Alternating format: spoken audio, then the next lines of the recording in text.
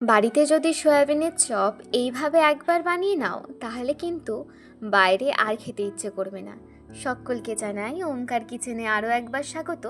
তাহলে চলো দেখে নিই কীভাবে অতি সহজেই বাড়িতে এই চপটা আমরা বানিয়ে নিতে পারবো।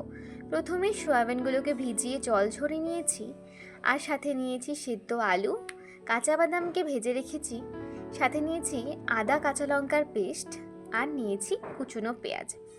চলো প্রথমে একটা মশলা তৈরি করে নিই। তার জন্য শুকনো খোলায় হাফ চামচ ধনে, হাফ চামচ জিরে, হাফ চামচ মৌরি ও দুটো শুকনো লঙ্কা দিয়ে ভালো করে ভেজে নামিয়ে রাখবো। ঠান্ডা হয়ে গেলে এটাকে গুঁড়ো করে নেব।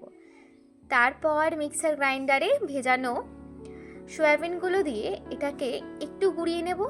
একদমই দেখো ঠিক এইরকম অবস্থায় নামাতে হবে, খুব বেশি কিন্তু পেস্ট করা যাবে না।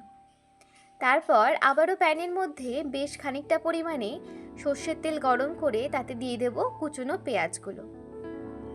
খুব ভালো করে পেঁয়াজটা আমাদের কিছুক্ষণ ভেজে নিতে হবে।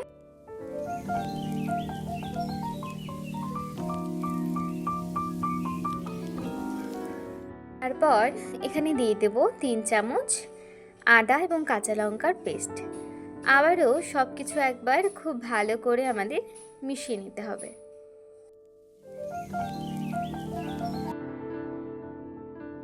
একে একে অ্যাড করে দেব পরিমাণ মতো হলুদ গুঁড়ো আর কাশ্মীরি লঙ্কার গুঁড়ো। আবারও সব কিছু খুব ভালো করে একবার আমাদেরকে কষিয়ে নিতে হবে। মোটামুটি মশলাটা কষানো হয়ে গেলে এবার এর মধ্যে দিয়ে দেব আগে থেকে গ্রাইন্ড করে রাখা সয়াবিনগুলো।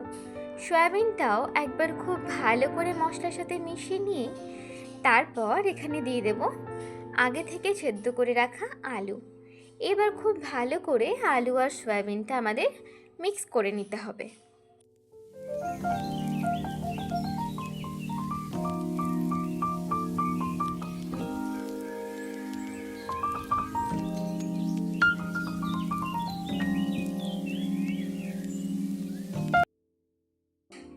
দেখো আলু সয়াবিন একদম খুব ভালোভাবে মিক্স করা হয়ে গেছে।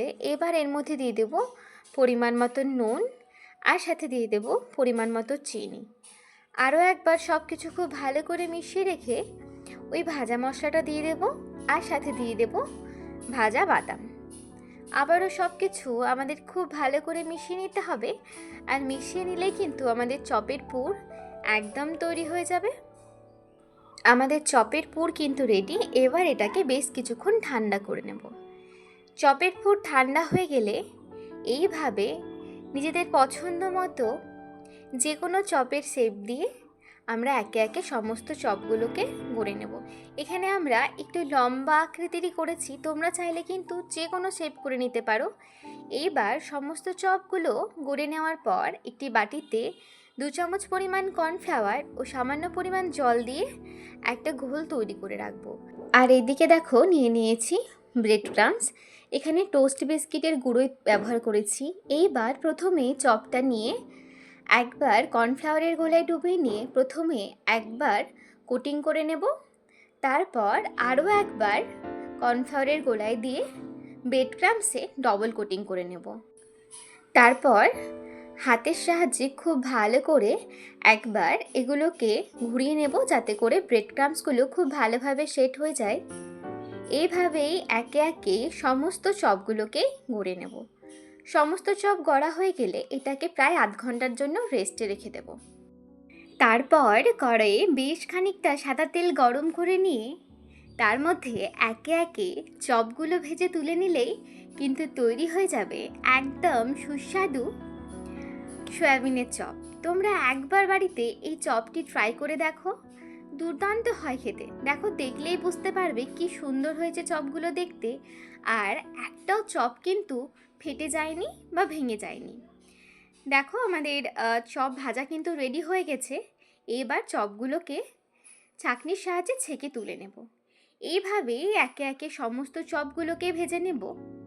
রেসিপিটি কেমন লাগলো তোমরা কিন্তু অবশ্যই আমাকে একটি কমেন্ট করে জানিও, আর বাড়িতে একবার ট্রাই করে দেখো। আর যদি রেসিপিটা ভালো লেগে থাকে তাহলে অবশ্যই ভিডিওটিতে একটি লাইক, শেয়ার এবং চ্যানেলটিকে সাবস্ক্রাইব করে দিয়ে পাশে থেকো। সকলেই সুস্থ থেকো, ভালো থেকো। ধন্যবাদ।